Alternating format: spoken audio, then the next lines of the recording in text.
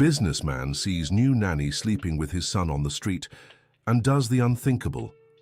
Michael Thompson left an international meeting early and decided to pick up his son from school. The businessman had hired a new nanny just 3 days earlier through an expensive agency in New York City, but he wasn't yet familiar with her work. That's when he saw a scene that completely paralyzed him. There was his 4-year-old son, Ethan, fast asleep in the arms of Grace, the nanny, on a bus bench. The black woman shielded the child from the chilly New York afternoon wind with her own body, and both looked exhausted. "Dad!" Ethan shouted happily when he woke up and saw Michael approaching. The boy ran to him with a radiant smile, as if the situation were the most normal thing in the world. "Ethan, what are you doing here?" Michael asked, trying to steady his voice. "Aunt Grace takes me to see the buses every day. I love watching them go by," the boy replied excitedly. Grace quickly stood up, smoothing her simple clothes and looking nervous. "Mr. Michael, I can explain—" "You don't need to explain anything right now," he said, noticing she carried only an old bag and had no car. "Let's go home." On the way back, Ethan chatted about the blue and white buses he saw every day, about how Aunt Grace knew the names of all the routes and told stories as they walked. Michael listened in silence, processing what he had discovered. That night, after putting Ethan to bed, he called the nanny agency. "Good evening, this is Michael Thompson. I need to know how much you pay the employee I hired." "Mr. Thompson, we can't disclose that information. I pay you $2,500 a month. How much does she get?" After much insistence, he uncovered the truth, and it left him furious. The agency kept 80%, leaving Grace with just $500 a month. "This is outrageous," he exploded. "How can anyone live on $500 in New York City?" The next day, he called Grace for a talk. "Grace, why didn't you tell me you didn't even have money for transportation?" She lowered her eyes, clearly embarrassed. "Mr. Michael, I didn't want to be a bother. The boy likes to walk and You gave him your lunch yesterday, didn't you?" Michael interrupted, remembering how Ethan had mentioned the tasty sandwich Grace had made. Grace didn't answer, but her silence was confirmation enough. "And the bus fare. You used it to buy his allergy medicine, didn't you?" Dear listener, if you're enjoying the story, take a moment to like and especially subscribe to the channel. It helps us a lot as we're just starting out. Now continuing, the tears in Grace's eyes confirmed his suspicion. "Sir, I just wanted the boy to be okay. He reminds me so much of—" She stopped abruptly, as if she'd said too much. "Reminds you of who, Grace?" "No one, sir, I'm sorry." Michael sensed something deeper, but his anger was directed at the agency. "You're dismissed," he said, watching Grace's face crumple, "but not because of you. I'm suing that agency. Here's your month's pay plus compensation." He held out an envelope with $2,000, but Grace stepped back. "Sir, I can't accept this. I failed." "You didn't fail at all. Please take it." Grace took the money with trembling hands and said goodbye to Ethan, who cried uncontrollably. "Is Aunt Grace coming back tomorrow?" the boy asked between sobs. "No, son, she's not coming back." 2 weeks later, the Thompson family's life had turned into a nightmare. Michael had hired Mrs. Peterson, a woman recommended by his mother-in-law, Barbara. She was professional, punctual, and efficient, but she treated Ethan with a coldness that chilled the heart. "Ethan, stop crying. Big boys don't cry," Mrs. Peterson would say when the boy asked for Aunt Grace. Ethan's behavior changed drastically. He stopped eating, spent hours at the window waiting for something that never came, and began having terrible nightmares every night. "Aunt Grace! Aunt Grace!" he would shout in his sleep, waking the whole house. Michael tried to comfort him, but the boy seemed inconsolable. "Dad, where did she go? Why isn't she coming back?" "Son, she went to work somewhere else." "But does she love me? Will she forget me?" Ethan's innocent questions cut through Michael's heart like knives. He began questioning whether he had made the right decision. One particularly difficult morning, his secretary, Sarah, knocked on his office door. "Mr. Michael, may I speak with you?" "Of course, Sarah. Come in." "It's about that young woman who used to take care of Ethan." "Grace, what about her?" "Sir, I see her every day in the park across from the building. She sits on the same bench and stays there for hours. Michael felt a tightness in his chest. Every day? Yes, sir, ever since you let her go. She arrives early in the morning and stays until late afternoon. That same evening, Michael decided to go to the park. He found Grace exactly where Sarah had said, sitting on a bench under a tree. She was holding something in her hands and crying silently. He approached slowly and saw she was looking at a photo of Ethan she had taken on her phone during one of their outings. "Grace?" She startled and quickly hid the phone. "Mr. Michael, I wasn't doing anything wrong. I was just..." "Why do you come here every day?" Grace lowered her head and tears streamed freely. "Because from here, I can see Ethan's apartment window. Sometimes he appears there and I'm happy just knowing he's okay." "Grace, Ethan isn't okay. He's not eating, he's not sleeping. He cries for you every night." "Sir, I'm so sorry. I know I shouldn't come here, but he reminds you of your son, doesn't he?" The silence that followed was deafening. Grace covered her face with her hands and sobbed. "I don't have a son, sir. Not anymore." "What happened?" "My Johnny, he was just like Ethan, the same little face, the same way of smiling. He passed away 3 years ago." Michael felt a lump in his throat. "How?" "Pneumonia that wasn't treated in time. I didn't have money for a private hospital and in the public one. By the time we got care, it was too late." The pain in Grace's voice was palpable. Michael finally understood why she had cared for Ethan so deeply. "That's why you took care of him as if he were your own." "I'm sorry, sir. I know it was wrong to get so attached, but when I look at Ethan, it's like my Johnny is there. For a little while, I can pretend he's still with me." Michael sat beside her on the bench. "Grace, where are you staying now?" She hesitated. "In a small room at the back of an acquaintance's house, but only until the end of the month." "Why only until then?" "Because I won't be able to pay the rent. I'm looking for work, but it's not easy." That night, Michael came home more thoughtful than ever. Ethan was crying in his room, and Mrs. Peterson was yelling at him. "I told you to stop this nonsense. The nanny isn't coming back, that's it." "Mrs. Peterson," Michael snapped. "How dare you yell at my son?" "Mr. Michael, the boy needs discipline. All this whining is because you and that other nanny spoiled him too much. You're fired. Pack your things and leave my house now." "But sir..." "Now." After Mrs. Peterson left, Michael hugged Ethan, who was trembling with fear and sadness. "Dad, is Aunt Grace coming back?" "I don't know, son. I don't know." Dear listener, if you're enjoying the story, take a moment to like and especially subscribe to the channel. It really helps those of us just starting out. Now, continuing. The next morning, Michael was desperate. He needed to work, but couldn't leave Ethan alone. He called his mother-in-law, Barbara. "Barbara, I need your help. Can I leave Ethan with you today?" "Of course, Michael, but this situation can't go on. You need a wife, not babysitters." "Barbara, please, not this again. I'm serious. Ethan needs a mother. In fact, I've arranged a dinner tomorrow with Rebecca, my friend's daughter. She's a lawyer, very beautiful, and would love to meet you." Michael sighed. Ever since Jennifer had passed away in a car accident 2 years ago, Barbara hadn't stopped trying to find him a new wife. "I'm not interested, Barbara. But Ethan needs Grace. That woman. Michael, have you lost your mind? Some random babysitter." "She's not just any babysitter. She loves Ethan as if he were her own. That's exactly why it's dangerous. Don't you see she could be using the boy to get close to your money?" Michael hung up, frustrated. Barbara didn't understand a thing. During the day, while Ethan stayed with his grandmother, Michael decided to look into Grace's background. He called a few people who might know her and discovered things that moved him even more. Mrs. Wilson, a neighbor from Grace's area, told him she had been a university professor in Honduras before coming to the United States. "A very studious young woman, sir. Spoke several languages, had a degree in psychology. But here in the US, her degree isn't valid. She tried many times to get it recognized, but it's too expensive and complicated." "And her son?" "Oh, poor thing.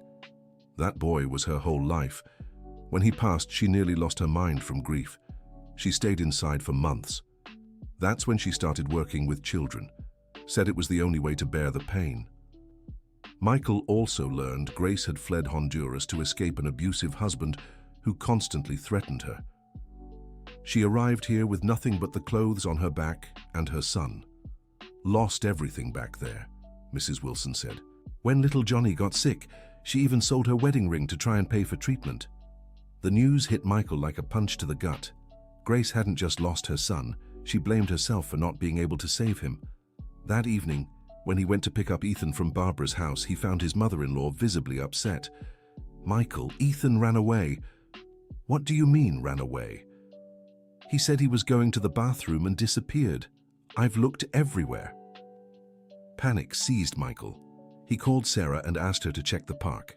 He drove through the neighborhood, shouting his son's name out the car window. Then Sarah called, "Mr. Thompson, I found him. He's here at the park with Grace." When Michael arrived, he saw a scene he'd never forget. Ethan was asleep in Grace's arms as she softly sang a lullaby. The two were on the same bench where he'd first found her crying. "Ethan!" Michael shouted, running toward them. The boy woke up and smiled. "Dad? I found Aunt Grace." "Ethan, how did you get here?" "I snuck away from Grandma and came to find her. I knew she'd be here because she loves me." Michael looked at Grace, her eyes red from crying. "Mr. Thompson, I swear I didn't ask him to come. I was just sitting here and suddenly—" "I know you didn't," Michael said, sitting beside her. "Grace, I have a proposal for you." "Sir?" "I want you to come back to take care of Ethan, but this time under fair conditions. I'll pay you a proper salary directly, arrange transportation and—" "Mr. Michael, I can't accept. Your mother-in-law won't like it. And my mother-in-law doesn't get to decide how I raise my son. I do. But sir, there's something you need to know about me." "What?" Grace took a deep breath. "There are men who come looking for me sometimes. They're sent by my ex-husband. I'm still afraid he'll find me." Michael felt anger rising inside him. "What kind of threats?" "He said if I tried to start over, he'd find me and do worse than what he did in Honduras." "Grace, do you have any proof of these threats?" "I have messages on my phone, sir, but I'm scared to go to the police." "You won't have to deal with this alone. I'll help you." Ethan, who had been listening without fully understanding, hugged Grace. "Aunt Grace, you're not leaving again, right?" "I don't know, sweetheart. It's up to your dad." "Dad, please! Aunt Grace can't ever leave again." Michael looked at his son and then at Grace. His decision was made. "Grace, will you come back to work for our family?" She nodded, too emotional to speak. "But this time, it'll be different. You'll live in the house in the maid's room we never use. You'll get a fixed salary of $2,000 a month plus benefits, and we'll handle this issue with your ex-husband." "Mr. Michael, you barely even know me. Why are you doing this?" "Because my son loves you, and anyone who loves my son the way you do deserves a chance." That night, Grace moved into the Thompson home. Ethan was overjoyed, showing her all his toys and telling her about the nightmares he'd had during the 2 weeks she was gone. "Aunt Grace, promise you'll never leave again." "I promise to stay as long as I can, sweetheart." Barbara called furious when she heard about Michael's decision. "You've lost your mind, bringing a stranger into your home, an immigrant you barely know." "Barbara, the decision is final. If you insist on this, I'll file for custody of Ethan. I'll prove in court you're unfit to raise a child." "Do what you want, Barbara, but Ethan stays with me and Grace." Dear listener, if you're enjoying the story, don't forget to like and subscribe to the channel. It really helps us who are just starting out. Now, continuing. In the weeks that followed, Ethan's transformation was remarkable. He started eating well again, sleeping peacefully and smiling constantly. Grace introduced teaching methods that impressed Michael. "Dad, look! Aunt Grace taught me how to say thank you in Spanish," Ethan said proudly. "Gracias, Aunt Grace," he pronounced perfectly. "De nada, mi amor," she replied with a smile. Michael watched their interactions and realized this was far more than a professional relationship. Grace didn't just care for Ethan, she educated him with patience, warmth, and knowledge few teachers possessed. "Grace, can I ask you something?" "Of course, Mr. Michael. What was your background in Honduras?" "I was a university professor in child psychology." I had a doctorate and taught courses on cognitive development in children. A doctorate? Why didn't you tell me sooner? Because here in the United States, my degree means nothing, sir. I tried to get it validated multiple times, but it's too expensive and complicated. Michael grew thoughtful. Such a qualified person was being wasted. Grace, what if I helped you validate your degree? What, sir? You could go back to your profession. Ethan would benefit greatly from having someone with your background taking care of him, and you could fulfill your professional dream. Mr. Michael, that would cost a lot of money. Let me worry about that. Would you agree? Grace's eyes filled with tears. I don't even know what to say. Say yes. Yes. 1,000 times yes. Meanwhile, Barbara hadn't given up on her plans. She started spreading gossip among her friends about the maid who had bewitched her son-in-law. During a Sunday lunch at her house, she brought Rebecca, the lawyer she wanted to introduce to Michael. Michael, this is Rebecca. Rebecca, my son-in-law Michael. The woman was indeed beautiful and successful, but Michael felt no spark of interest. Nice to meet you, Rebecca. The pleasure is mine, Michael. Barbara has told me so much about you. During lunch, Rebecca tried to make conversation, but Michael was distracted, thinking about Ethan and Grace back home. Michael, Barbara mentioned you have a different kind of nanny, Rebecca said, with a clearly prejudiced tone. Grace is an excellent professional. But don't you think it's risky to have someone like that so close to your family? A foreigner, no less? Michael felt his blood boil. Someone like what? Well, you know, desperate people sometimes do anything for money. I think our conversation ends here, Michael said, standing up from the table. Michael, Barbara shouted. Where are you going? Home. To my family. When he arrived, he found Ethan and Grace in the living room, her helping him with an educational puzzle. Dad, look how many pieces I've put together. Aunt Grace says this helps my brain get smarter. It's true, son. Grace, how was your day? Very good, Mr. Michael. Ethan is progressing very quickly. He's such a bright child. Dad, Aunt Grace is staying forever, right? I hope so, son. That night, after putting Ethan to bed, Michael and Grace talked in the kitchen. Grace, can I ask you something personal? Of course, sir. How can you care for Ethan with so much love after losing your own son? Grace was silent for a moment. At first it was very hard, sir. Every smile of his reminded me of Johnny. Every hug felt like a knife to my heart. But then I realized that taking care of Ethan was a way to honor my son's memory. How so? Johnny was always such a loving child. Before he left, he made me promise I'd take care of other children if he wasn't here anymore. He said it would make him happy knowing I was spreading love in the world. How old was he? 5, 2 months older than Ethan. Grace, can I tell you something? Of course, sir. I'm sure your Johnny is proud of the mother he had, and I'm sure he'd be happy knowing you're taking care of Ethan with so much love. Tears streamed down Grace's face. Thank you, Mr. Michael. You have no idea how much those words mean to me. A few weeks later, Barbara decided to take more drastic action. She hired a private investigator to look into Grace's past. I want to know everything about this woman, she told the investigator. I'm sure she's hiding something. The detective, Robert Johnson, was an experienced man who took the job somewhat reluctantly. Mrs. Barbara, from what I can see so far, the woman has no criminal record here in the United States. But what about Honduras? Look there too. That will cost more. I don't care about the price. I want that woman away from my grandson. Meanwhile, Michael had found a university that offered a special program for validating foreign degrees. The process would be long and expensive, but he was determined to help Grace. It's a 2-year course plus 1 year of supervised internship, he explained to her. Would you be willing? Mr. Michael, this will cost at least $50,000. Grace, let me worry about that. Do you want to become a psychologist again or not? It's all I want most in life after taking care of Ethan. Then it's settled. I'll enroll you next week. But sir, what about Ethan? During the course, I won't be able to take care of him all the time. We'll figure something out. Maybe you can bring him to some classes or study when he's at school. You'd really do this for me? Grace, You changed my son's life. It's the least I can do." That week, something unexpected happened. Robert Johnson, the detective hired by Barbara, decided to approach Michael in person. "Mr. Thompson, I need to speak with you." "What's this about?" "Your mother-in-law hired me to investigate your son's nanny." Michael felt anger rising. "Investigate Grace?" "Yes, sir. But I discovered things I think you should know." "What kind of things?" "First, sir, this woman is a person of integrity, a university professor in Honduras, no criminal record, excellent references from everywhere she's worked." "And?"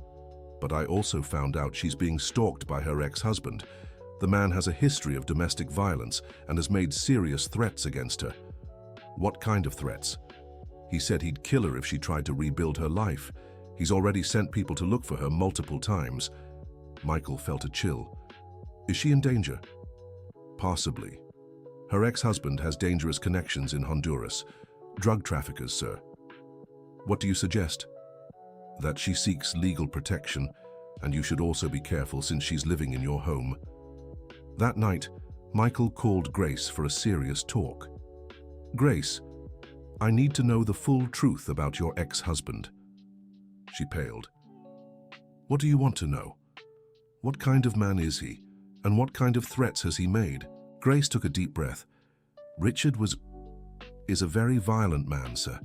He beat me constantly, humiliated me in front of friends, controlled every penny I earned." "And the threats?" "When I decided to run away with Johnny, he said he'd find me wherever I went, said he'd make me pay for trying to take his son." "Johnny was his son?" "Biologically, yes, but Richard was never a father. He only saw the boy as a way to control me." "Grace, are you afraid he'll find you here?" "Every day, sir. That's why when you let me go, I thought maybe it was for the best. Away from Ethan, away from you. Maybe he'd never find out where I am." "But does he already know you're in the United States?" "I think so. The men who came looking for me in the neighborhood where I lived were Honduran." Michael felt a weight in his stomach. What if something happened to Grace? What if Ethan witnessed violence? "Grace will handle this. Tomorrow we'll see a lawyer specializing in protection for domestic violence victims." "Mr. Michael, what if he finds out where you live? What if he hurts Ethan?" "That won't happen. I'll hire security for the house and we'll get a restraining order against him." "But sir, this will cause problems for your family." "Grace, you're part of our family now, and family protects family." The next day, they went to see attorney Rachel Miller, an expert in immigrant rights and domestic violence. "The case is complex," explained Dr. Miller. "Since he's a foreigner, we'll need to file for international protection. We'll also request an emergency restraining order." "How long will this take?" asked Michael. "Urgently, 1 week for the protective order. The full process might take a few months." "And in the meantime?" "Grace should avoid places she used to frequent, change her routine, and it would be good to have some kind of security." Michael immediately hired a home security system and a discreet bodyguard to accompany Grace whenever she went out with Ethan. Meanwhile, Barbara was growing increasingly furious with how the situation was unfolding. "Michael, now you've hired security because of this woman. Do you see how she only brings trouble?" "Barbara, Grace is being threatened. Any decent person would help. Any decent person would send her away to protect their own family.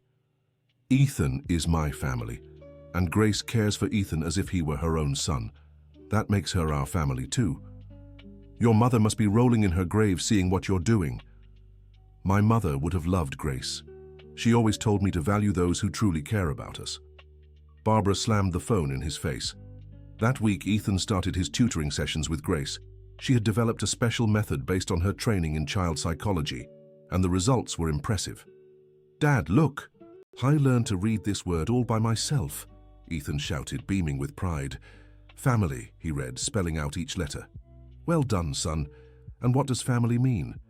"Family is who takes care of us, who loves us, and who stays together even when there's trouble," Ethan answered, looking at Grace. "Where did you learn that?" "Aunt Grace taught me. She said family isn't just about sharing blood, but about sharing the same heart."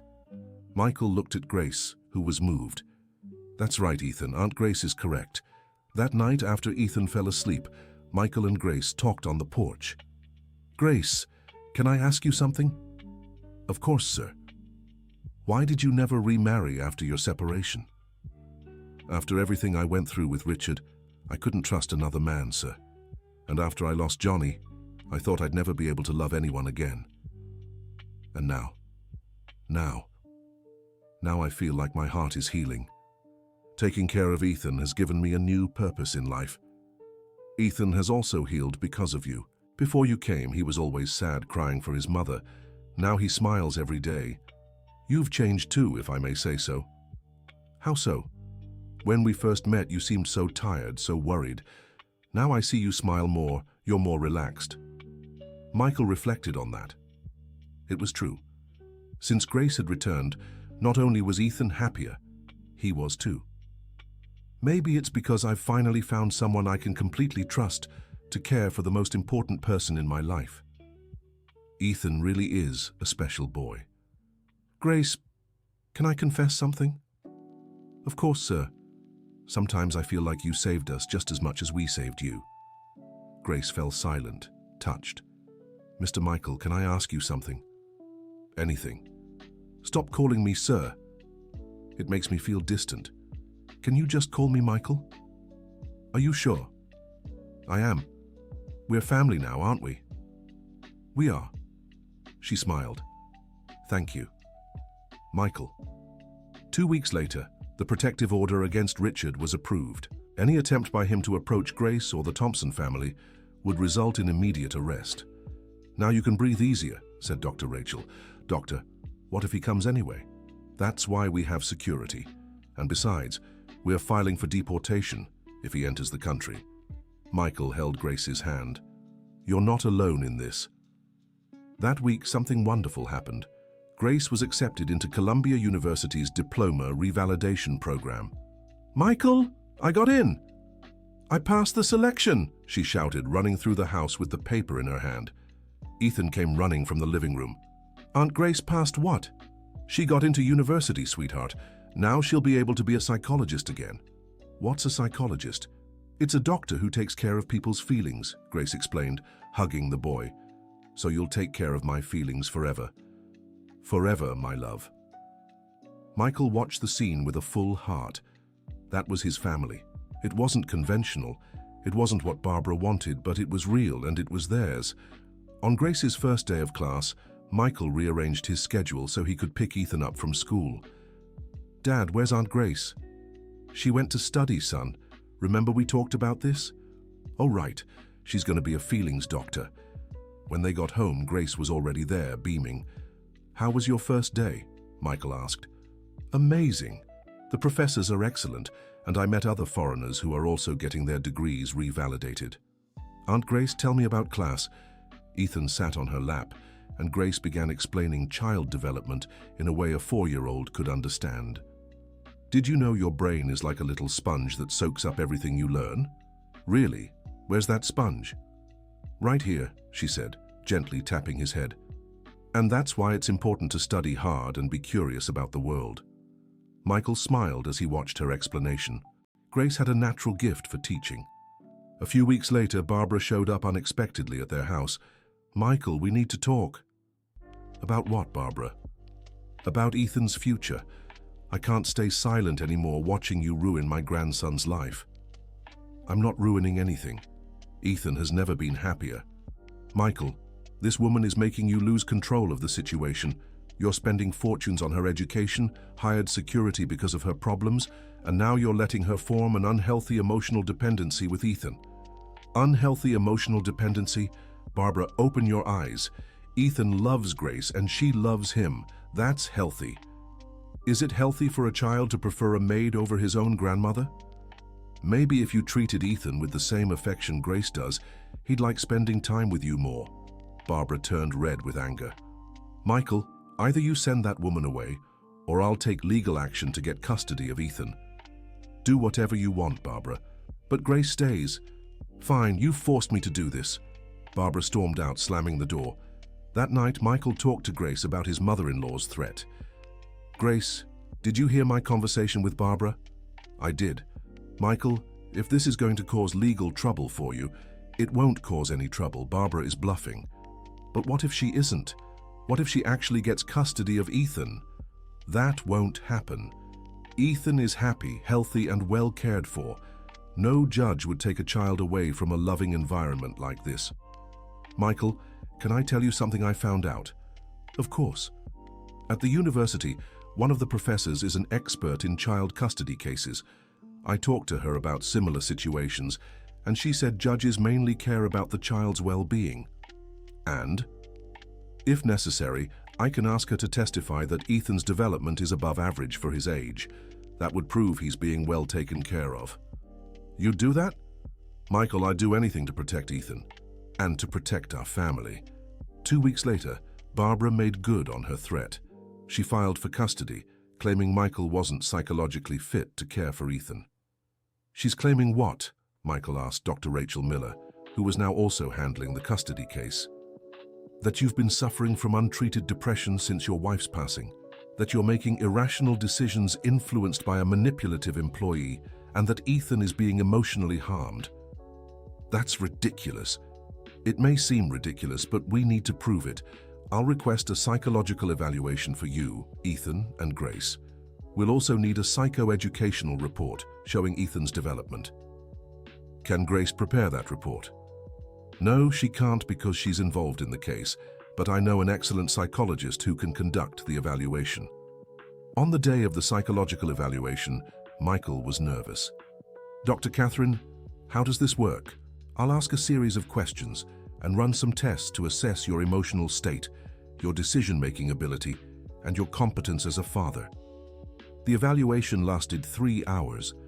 Dr. Catherine questioned everything: how he handled grief, how he made decisions about Ethan, what Grace's role was in the family. Mr. Michael, why did you decide to rehire Mrs. Grace after letting her go? Because I realized my son was suffering without her, and because I saw how much she truly cared for him.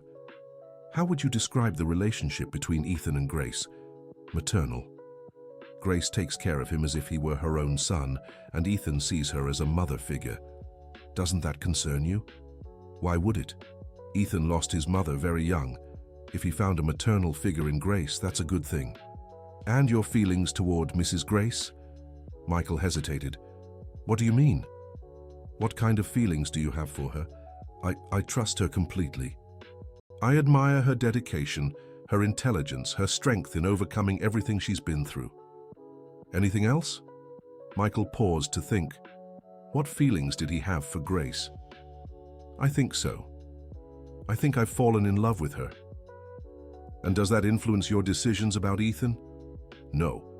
My decisions about Ethan are based on what's best for him, and what's best for him is having Grace close by. Ethan's evaluation was simpler. Dr. Catherine talked to him through games and drawings.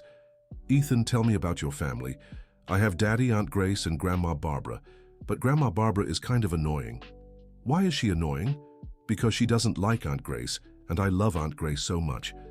What do you like doing most with Aunt Grace? She teaches me cool things, tells me stories, makes me yummy food, and gives me lots of kisses and hugs. And with your dad? Daddy works a lot, but when he comes home, he plays with me, and now he smiles more because Aunt Grace is with us. Ethan, do you remember your mommy? The boy grew sad.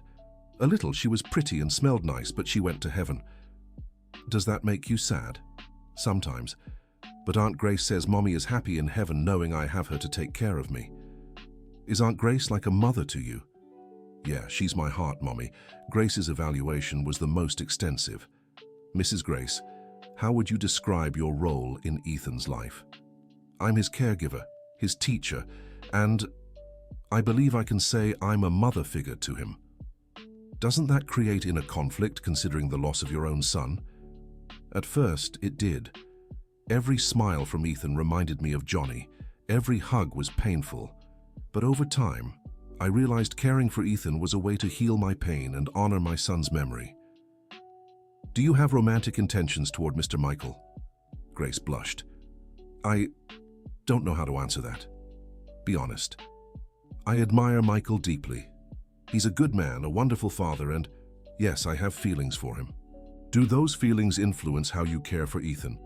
No, my feelings for Ethan exist regardless of my feelings for Michael. I would care for Ethan with the same love even if I had never fallen for his father. You fell for Mr. Michael? Yes, but I fell for Ethan first. Michael came later. 2 weeks later, the results came in. Dr. Catherine called everyone for a meeting. First, I'll talk about Ethan.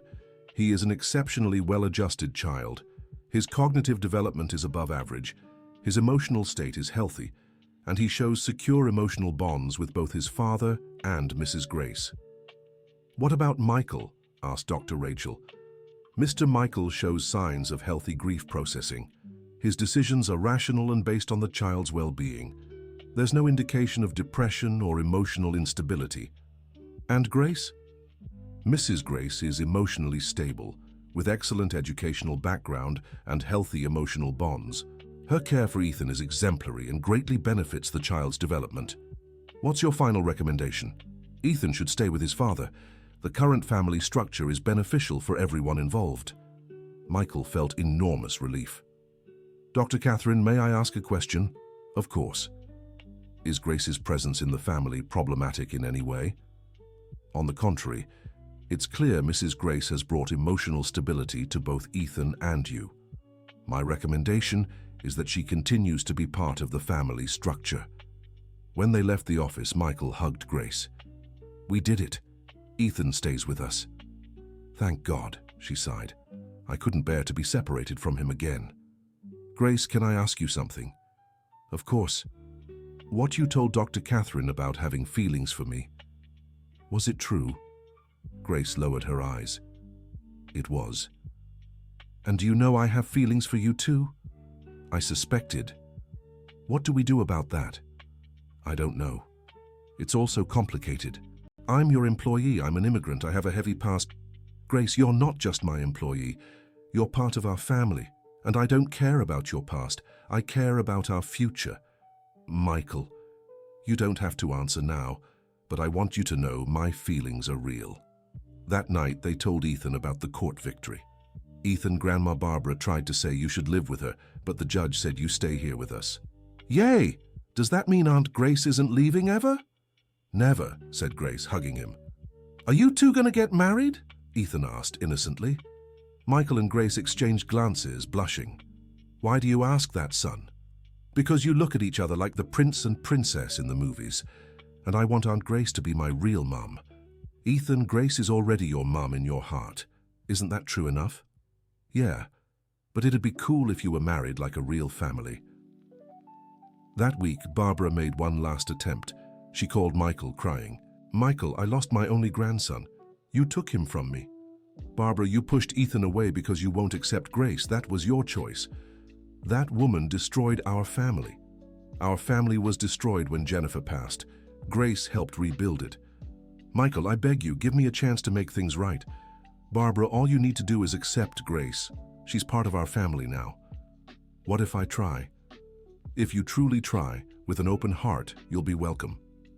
Okay. But if I do, promise you'll never take Ethan from me again? Barbara, I never took Ethan from you. You walked away. Promise. I promise that if you accept our family as it is, you'll always be welcome. The following Sunday, Barbara showed up at their house with a chocolate cake. Ethan, Grandma brought your favorite cake. The boy ran to hug her but still seemed a little unsure. Grandma, aren't you going to fight with Aunt Grace? No, my love. Grandma came here to get to know Aunt Grace better. Grace was nervous but tried to be polite. Mrs. Barbara, can I offer you some coffee? Yes, you may. Grace. Throughout the afternoon, Barbara observed the interactions between Grace and Ethan. She saw how patiently Grace helped the boy, how lovingly she taught him, how she protected him when he got hurt running in the backyard. Grace, can I talk to you?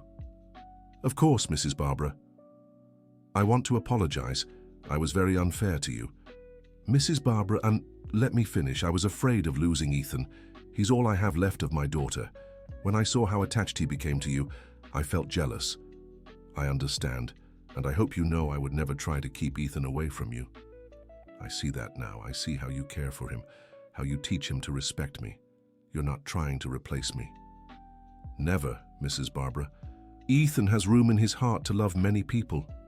Grace, can I ask you something? Of course. Do you love my son-in-law?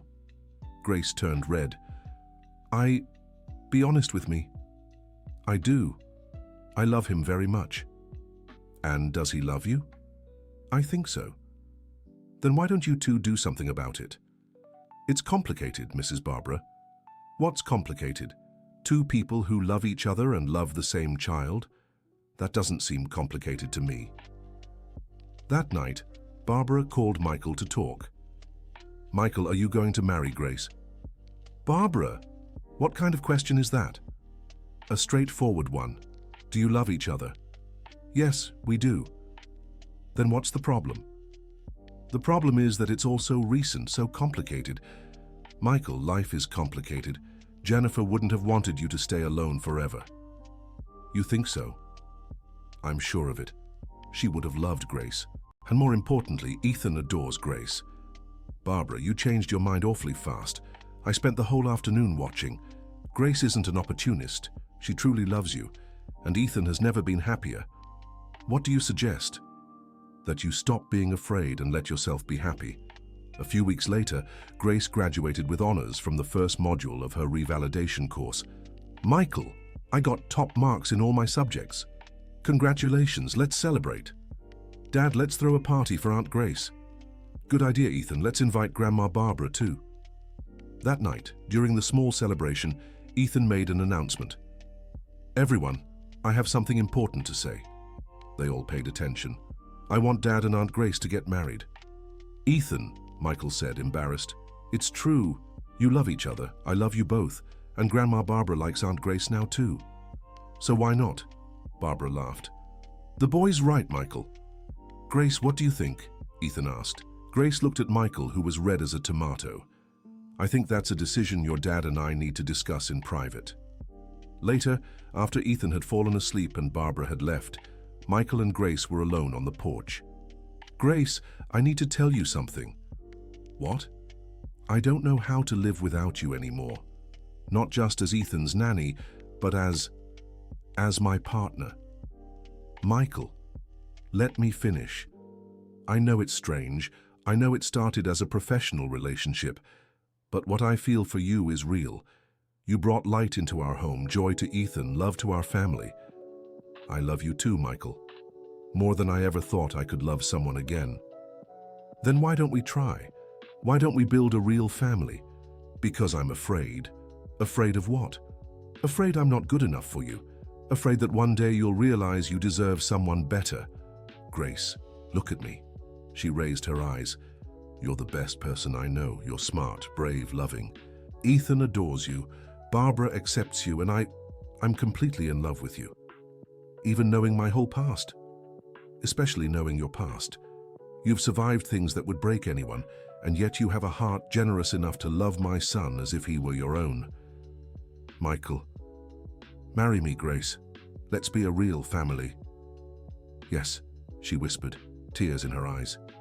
Yes, I accept. They kissed for the first time, there on the balcony, under the stars of New York City. The next morning, Ethan woke up and ran to Michael's room. Dad, did you ask Aunt Grace to marry you? How do you know that? Because you both look like you've been kissing, the boy laughed. And what do you think about that? Yay! Ethan shouted, jumping on the bed. I'm going to have a real mom. Grace appeared at the bedroom door, smiling. Good morning, family. Aunt Grace, you're going to be my mom. Ethan ran to hug her. I've already been your mom in my heart, sweetheart. Now it'll be official too. The wedding was simple but emotional. It took place at the neighborhood church, with only Barbara, some of Michael's co-workers, and the friends Grace had made at Columbia University. Ethan was the ring bearer, proudly carrying the rings. I now pronounce you husband and wife, the priest said. When Michael kissed Grace, Ethan shouted, now we're a real family. 2 years later, Grace had graduated and was working as a child psychologist at a private clinic. She also offered free counseling to families in need, especially immigrants. Ethan, now 6, was one of the brightest students in his school. Mom, Today my teacher said I'm really smart, he told Grace. That's because you study hard and are curious about everything. And because you've been teaching me cool stuff since I was little. One afternoon, Grace got an unexpected call. Hello? Grace? It's Robert Johnson, the detective who worked on your case. Yes, I remember what happened. I have news about your ex-husband. Grace's heart raced. What news? He was arrested in Honduras for involvement in drug trafficking. He'll be in prison for many years. Does that mean... It means you're free, Grace. You can stop looking over your shoulder. Grace broke down in tears of relief. When Michael got home from work, she told him the news. It's over, Michael. I'm really free. Thank God. Now we can live without fear. That night, the three of them were having dinner when Ethan made an announcement. Dad, Mom, I want a little brother. Michael nearly choked on his food. Ethan, it's true. All my friends have siblings. I want one too. Grace and Michael exchanged a glance, smiling. What do you think? Ethan asked. I think we can consider it, Grace said, subtly touching her stomach. Grace, Michael exclaimed. Are you... I found out this morning. I was going to tell you after Ethan went to sleep. Yay! Ethan shouted. I'm going to be a big brother. Michael hugged Grace and Ethan, tears in his eyes. Our family is complete, he whispered. It's just beginning, Grace corrected. 9 months later, Emma was born, a beautiful girl with Michael's eyes and Grace's smile. Ethan was the most protective big brother in the world. Dad, Emma looks just like Mom, right? Yes, son. And I look just like you? Yep. Then we're a perfect family. Each of us looks like someone. Grace watched from the couch, nursing Emma. Ethan, come here, Yes, Mom. You know I love you very much, right? I know. And I love you too. And you know you were my first child in my heart? I know. And Emma is your first baby from your belly, right? Exactly. But both of you are my real children. Mom, can I tell you something? Of course, sweetheart. Sometimes I dream about a boy who looks like me, but older. He's happy watching our family. Grace's heart tightened. What's he like in that dream? He has a beautiful smile and says you're the best mom in the world. He told me he chose you to be my mother because he knew you'd love me very much. Tears streamed down Grace's face. What's his name in this dream? John. He said he's my older brother who lives in heaven. Grace hugged Ethan with one arm while holding Emma with the other. Ethan, you're a very special boy, and I'm sure John is truly happy watching our family. Michael, who had overheard the conversation, joined the group hug. Our family is blessed, he said. We're very lucky, Grace agreed. No, we're not lucky, Ethan corrected. We're a family that chose each other, and that's better than luck. That night, after the children had fallen asleep, Michael and Grace talked on the porch as they did every evening. Michael, do you regret anything? Turning you away the first time. If I'd been smarter, I would have realized from day one what a treasure you are. Don't regret it. Maybe we needed to go through all that to appreciate what we have now. Grace, can I confess something? Always? When I saw you sleeping with Ethan on that bench, something inside me stirred. It wasn't just pity or admiration. It was recognition. Recognition of what? That you were the person we'd been waiting for. You, Ethan, and me. We were 3 broken hearts that came together to make a whole family. Do you think Jennifer would approve? I'm sure of it. Jennifer always said the most important thing was for Ethan to be happy, and he's never been happier than he is now. And you? Are you happy? Happier than I ever imagined possible. You gave me back the will to live, to dream, to build a future, and I found in you the family I thought I'd never have again. They fell silent, gazing at the stars. Michael? Yes? Thank you. For what? For seeing more in me than just a desperate nanny sleeping on a bench. For seeing my heart. Thank you for turning our house into a home. 5 years later, Ethan was 11 and Emma was 5. Grace had opened her own practice, helping children and families in vulnerable situations. Michael expanded his business and created a social responsibility program offering scholarships for immigrants to validate their degrees. Barbara, now 72, was the proudest grandmother in the world and had a wonderful relationship with Grace. "Grace, can I tell you something?" Barbara said during a Sunday lunch. "Of course, Grandma Barbara. You were the best thing that ever happened to this family." "Grandma..." "No, let me speak. When Jennifer died, I thought we'd never see joy in this house again. Michael was lost, Ethan was sad, I was desperate. You brought life back to us. You brought life back to me too. But I want to publicly apologize for the awful things I said and did. Grandma Barbara, that was forgiven long ago. Thank goodness my son-in-law was smarter than me and didn't let you go." "Actually," Michael said, smiling, "Ethan was the smart one. He always knew Grace was special."